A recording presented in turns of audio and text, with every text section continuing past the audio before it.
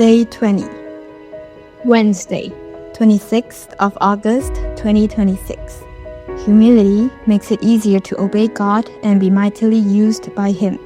Genesis chapter 41, verse 16. Joseph answered Pharaoh, "It is not in me. God will give Pharaoh a favorable answer." George Muller once said, "The vessel God uses must be a humble vessel. On a spiritual level, humility brings great benefit. Humility enables a person to obey God's leading more readily and to see God's work rather than their own performance. A humble person does not need to compete at every turn or constantly try to prove that they are better than others. Because of that, their hearts are lighter, they have less anxiety, and their faith is greater. Such a humble life often brings about profound spiritual transformation, making it one that God delights in and chooses to use as a leader.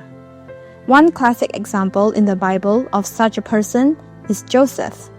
At the age of 17, Joseph was sold into Egypt by his brothers.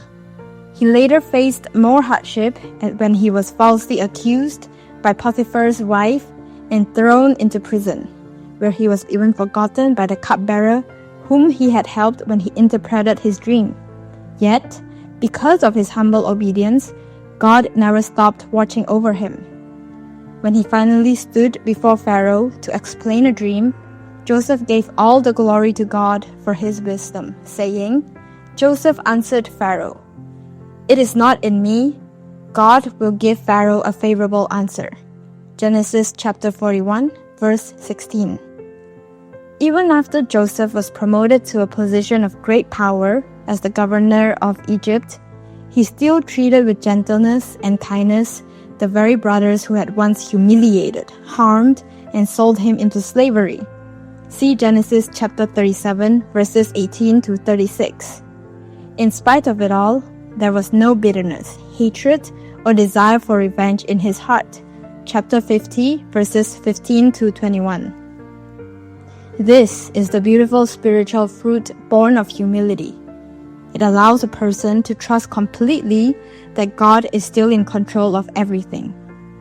As John Calvin noted, true humility is forgetting oneself and fixing one's eyes on the glory of God. It is the choice to give all glory to God rather than to oneself, to submit willingly to His leading, to rejoice in the fulfillment of His will, and to be willing to be used by the Lord. Prayer.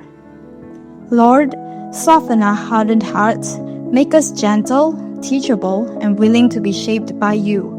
Help us to fully follow Your lead. Lord, remove the pride within us.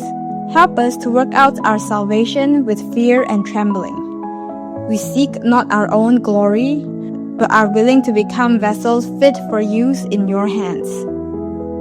Malaysia depends on foreign workers and tourism to stay competitive in the Association of Southeast Asian Nations, ASEAN. Pray that the civil service, an important support establishment, will manage our immigration, customs, and hospitality ministries efficiently.